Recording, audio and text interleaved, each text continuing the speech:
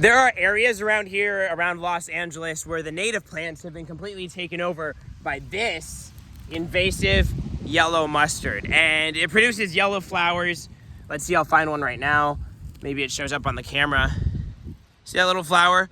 So yeah, it's an invasive plant. If you ever see it, pluck it by the roots. It's edible, so you can actually eat it. It's pretty good. But yeah, over here, it's pretty much native plants, a pretty intact ecosystem. So in a place like this, super important when you see this plant to pick it, pull it up by the roots, kill it. Basically, what's going on here is there's a lot of wildfires. And this ecosystem is actually adapted to wildfires. The chaparral biome, coastal sagebrush. The problem is that the wildfires are happening more frequently than the ecosystem is adapted to. So it can't regenerate back to its peak in time. And that wild mustard will come in, say you get 2 wildfires in a row, or just one. It comes in, it takes over and grows and completely obliterates all the native plants that were living there, that have seeds there. It just outgrows them and it'll choke them out. So, you'll literally drive around and see entire hillsides that are just completely taken over by this yellow mustard. And the reason it's here, actually, so if you think about the cities, Los Angeles, Santa Barbara, San Luis Obispo, whatever, Santa Ana, all Spanish names. The Spanish colonizers, when they were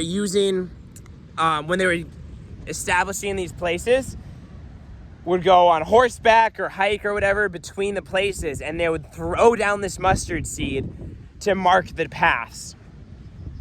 So that basically they would have a path of yellow flowers to guide them from one place to the next. And obviously they didn't know what effect that would have, but it basically spread it among the whole area, all the way up the coast, inland, etc. So now the plant is just there everywhere. And it doesn't really take over the native ecosystem for no reason. But like I said, when the fires happen, when there's too much frequency, and the native ecosystem has a break, it's susceptible, the plant will come in. And that's actually a funny thing about native plants and invasive plants. A lot of people aren't using the word invasive anymore because there's such a gray area between plants that have been naturalized. A lot of people use the word opportunistic. Basically, whenever a plant is invasive, it's actually a sign of sickness in the native ecosystem. It's possible, but it's very rare that an invasive plant will come in and damage a fully intact ecosystem. So, in this case, I basically already explained what weakness in the ecosystem allows this plant to come in. But then once that plant comes in, you have a whole hillside full of yellow mustard, the native ecosystem's already messed up. So a lot of fighting invasive species is actually about maintaining ecological balance and supporting whatever native ecosystems are there and allowing them to stay healthy. Because you're not gonna keep the yellow mustard seed out, you're not gonna go pick it all. But what you can do is manage the wildfires, support the native ecosystem. And yeah, that's a really interesting one. There are some cases where a plant basically can do the job of a plant in the ecosystem better than it can. And in most cases, then it'll just integrate into the ecosystem. But if for whatever reason it has some random side effect, like it chokes out some other plant, it damages some other plant, there's so many factors where some plant can come in and mess up an ecosystem. But basically, the more healthy an ecosystem is, the more resilient it is to things like that happening. If an ecosystem has a weakness, where say some ecological component isn't there, for example, and I'll just say, if some ecological component isn't there, it's super susceptible to invasive plants. For example, weeds.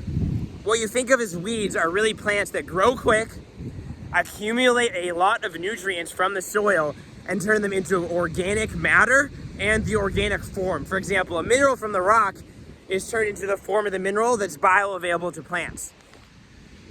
So weeds actually thrive in disturbed soil, compacted soil, low nutrient soil, bare soil. So that means that weeds are basically ecologically there to build soil. Let's say a tornado comes through, wipes some shit out, a bunch of weeds are gonna grow and build up that soil.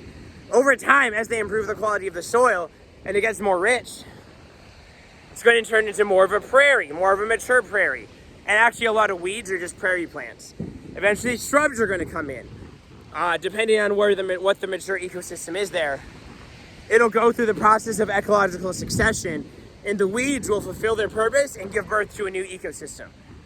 So let's say that's not happening.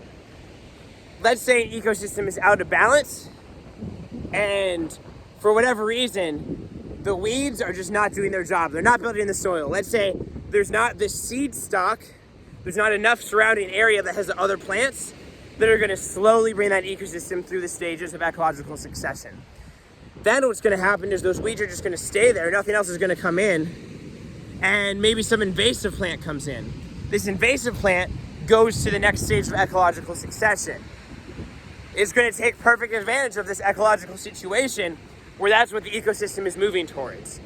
Then that invasive plant can come in, maybe it's some buckthorn, let's say in Minnesota, and that's just gonna take over the whole area. Next thing you know, we have an invasive buckthorn problem. So whenever there's a weakness in the direction the ecosystem is moving, or in a component of the ecosystem, let's say there's not enough nitrogen fixers. The native nitrogen fixers have been wiped out. Well, now an invasive nitrogen fixer is gonna come in. So that's basically how this works. Fuck the yellow mustard. And the answer to taking care of the yellow mustard is yes, pick it, kill it, especially in an area like I just showed you where there's a little bit of it. Getting rid of it is going to make it so it doesn't spread its seeds, and you actually have a chance at removing it because that ecosystem is healthy. Then when a wildfire comes through, you don't have to worry so much about it taking over. But on the other hand, what really needs to happen is the ecosystems need to be protected, generally through wildfire management. And what's actually happening here, it's not that we're not doing enough managed burns. What's happening is that there's just too many people starting fucking fires. In a lot of cases, it is the fact that there's been forest mismanagement. But in this California chaparral biome, it's really that it's supposed to burn every so often, but naturally there wouldn't be that many fires here all that often. It's just that we're starting a lot more. It's not like it hasn't been burned and so a bunch of stuff builds up, although it is that actually too. That's why it's more severe, but that's not why it's happening more frequently. So obviously it's complicated. We're gonna end the video here. Peace.